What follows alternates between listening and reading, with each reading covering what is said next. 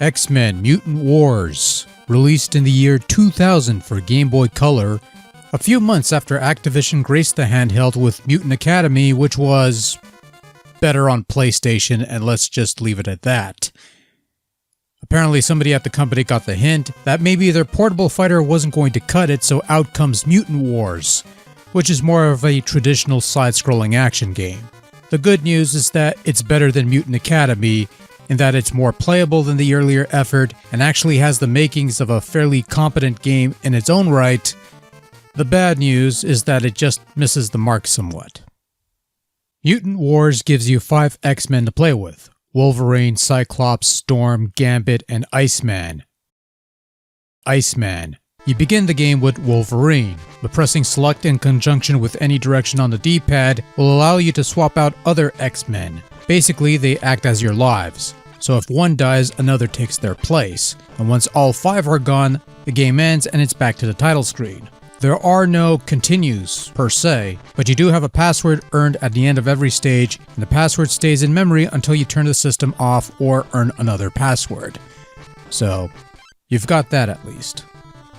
Mutant Wars is a side-scrolling action game. You move forwards, you beat up some bad guys, you do some occasional platforming, and you take alternate paths that will hold extra items, whether it be life-replenishing hearts, life-extending gems, extra lives that will revive one of your fallen mutants, and finally, a key that allows you to exit the level. You'll want to be looking for this at all times.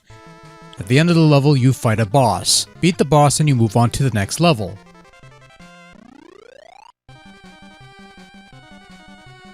Unless you forgot the key, in which case you'll have to backtrack and find the key, which you never want to do. Ever. And items aren't always in the same place, they tend to move around, but usually sticking within the alternate paths in the main levels, of which there are about 9-ish.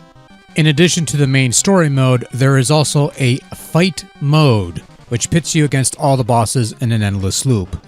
Sort of like a survival mode you'd find in some fighting games. And that's about it, really. Mutant Wars has some issues, most of which hurt the overall gameplay, and we should start with controls. The usual mapping, A jumps, B attacks. You could also double tap a direction to run, which helps with your jumping, and you can perform a double jump by pressing A twice. These are general controls for all the characters. Pressing B in conjunction with up or down will give you different attacks, usually shooting upwards or downwards. Controls don't always respond all that well, particularly in regards to running, which tends to not always work. This is before taking into account that there are certain surfaces and cracks throughout various levels that actually prevent you from running, which means having to walk very slowly over long patches of terrain or trying to jump around to gain some speed. Good luck with that. The one word that best describes X-Men Mutant Wars gameplay is clunky.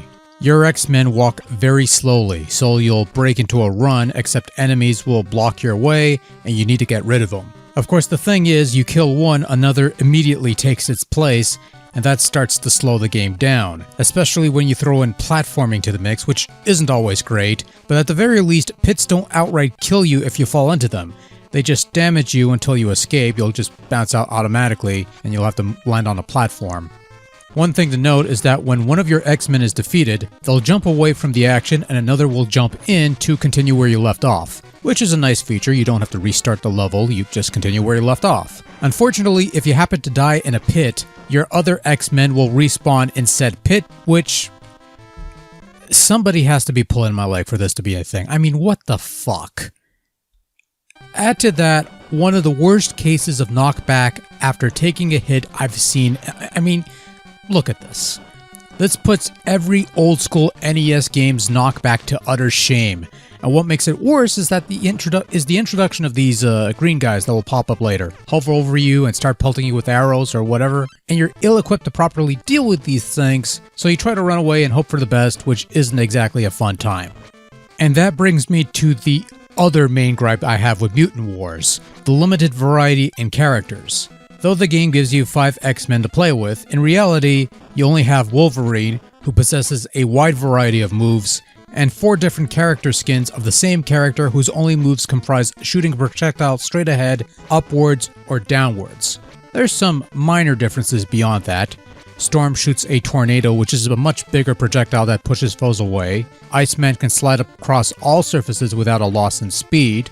But it basically boils down to 4 different flavors of Pew Pew. Pew Pew is fine for keeping bosses at bay, since they also have that stupid knockback. Fuck.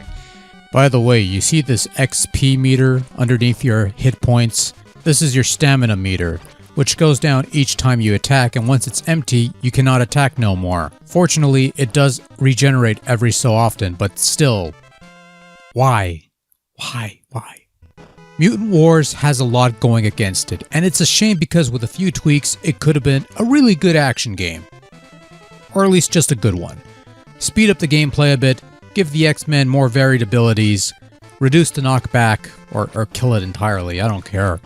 Polish up the controls a bit, and perhaps better enemy design are things that could have made the game better than it is. And it's only through some minor miracle that Mutant Wars is still somewhat playable despite these issues, but it's still a chore to endure. There's this one stage where you're in the White House, and you have to avoid all the Secret Service guys because hurting them actually hurts you, and had this played better, would have been a nice bit of stealth play. Alas, 'tis not to be. Now graphically, presentation-wise, Mutant Wars looks pretty damn good. The various X-Men and evil mutants resemble their comic book counterparts and their reasonably sized sprites, something of a detriment in terms of the gameplay, but still, they look pretty good. The backdrops are colorful, detailed pieces. I like the little cutscenes that pop up between stages, either via word balloons between the 2 characters, or in regular cutscenes. Even the game overs look pretty good, which features some taunting depending on how far you are in the game. It's a bit of a nice touch actually. What's not so much a nice touch is whenever you pick up an item, the game pauses for a bit so it could play an annoying jingle before resuming play. I don't get why this is a thing, but that's something else they could have fixed to make this more bearable. And while there is a finite number of music tracks in the game that eventually start to grate after repeated listens, the tunes themselves are actually pretty damn catchy. Probably the best part of the game, I think, and yet also perhaps ill-fitting, as they would have probably be more at home in one of those Kunyan-kun games, which makes sense since the composer of those games, whose name I won't even bother to pronounce, also composed the tracks for this game. Sound effects are alright. They exist. Nothing special. Overall, X-Men Mutant Wars is, well, quite frankly, it's a bit of a disappointment because it's a rather subpar action game hampered by numerous issues that keep it from being a fairly decent one, if nothing else. It is a far better game than Mutant Academy on GBC, but that's a very low bar to pass, and to be perfectly honest, the game is somewhat playable if you're willing to put up with some of its issues, but it's really not all that good. It's a chore to play, and it's just not worth the effort. Close, but no cigar bub.